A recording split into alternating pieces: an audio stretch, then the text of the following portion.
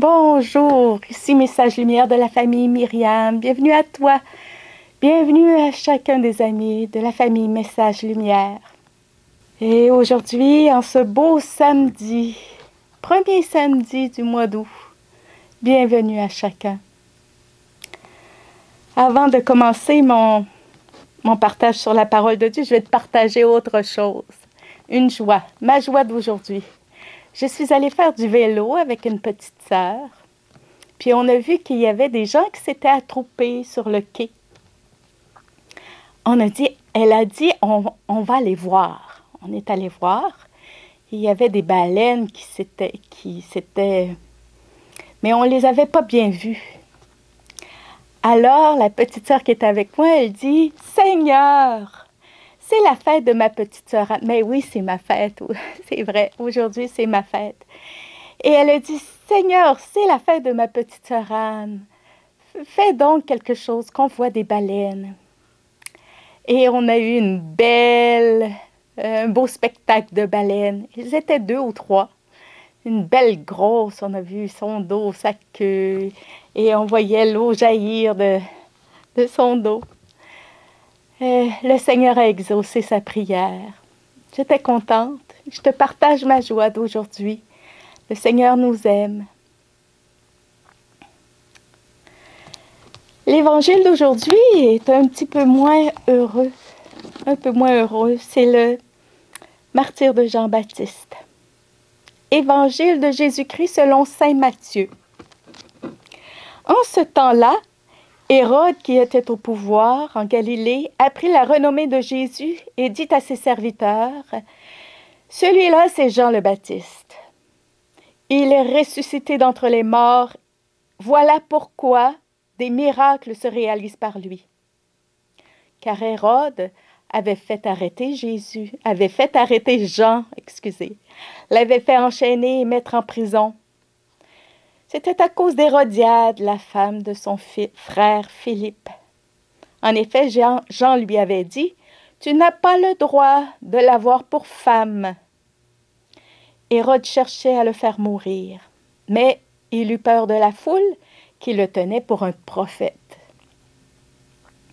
Lorsqu'arriva l'anniversaire d'Hérode, la fille d'Hérodiade dansa au milieu des convives et elle plut à Hérode. Alors il s'engagea par serment à lui donner ce qu'elle demanderait.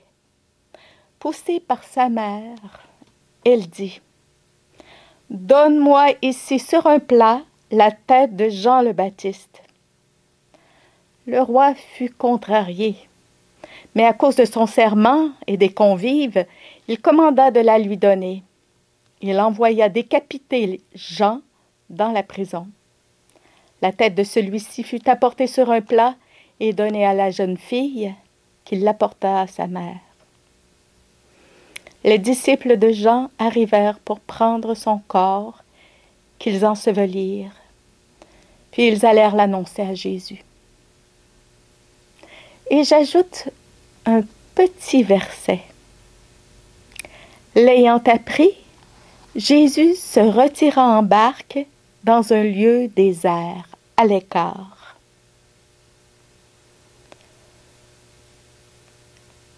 C'est l'attitude de Jésus que je veux souligner ici.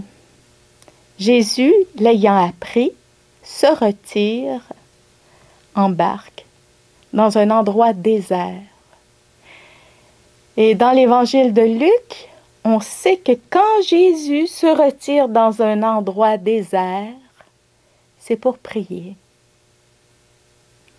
La mort de Jean-Baptiste affecte Jésus. Jésus n'est pas au-dessus de l'humanité comme une espèce de Bouddha sans émotion, sans passion. Jésus est affecté par la mort de son cousin et pour accueillir et assumer cette mort terrible, il se retire pour prier dans un endroit désert. Je pense qu'il y a là quelque chose pour nous, pour moi, Il y a là quelque chose qu'on peut apprendre de Jésus. Dans sa grande compassion, Jésus est bouleversé par la mort de son cousin, de son frère, de tout frère dans l'humanité. Et moi, ça m'interpelle. On